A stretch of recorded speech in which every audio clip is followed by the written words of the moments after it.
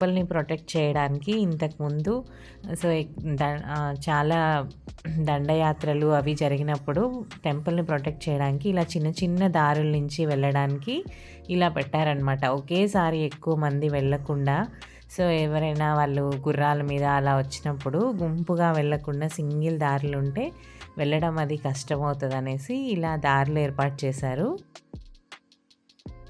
ఇక్కడి నుంచి మనం దర్శనానికి వెళ్ళేటప్పుడు ఈ షాప్స్‌లో మనకి పూజ సామాగ్రి దొరుకుతాయి. సో, ఇక్కడ మనం పూజ సామాగ్రి తీసుకొని ఈ షాప్స్‌లో మన చెప్పులు అండ్ మన మొబైల్ ఫోన్స్ ఇంకా వాల్యుబుల్ థింగ్స్ ఏమైనా ఉన్నా కానీ ఇక్కడ లాకర్ ఫెసిలిటీ ఉంటుంది. ఆ లాకర్స్‌లో మన మొబైల్స్‌ని మనం తెచ్చుకున్న బ్యాగ్స్‌ని వాటిల్ని కూడా డిపాజిట్ చేసుకోవచ్చు.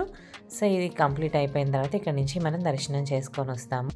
ఇక్కడి నుంచి కనిపిస్తున్నదే మెయిన్ గర్భగుడి అనమాట. సో, ఇప్పుడు మనం ఇక్కడి నుంచి దర్శనానికి వెళ్తున్నాము.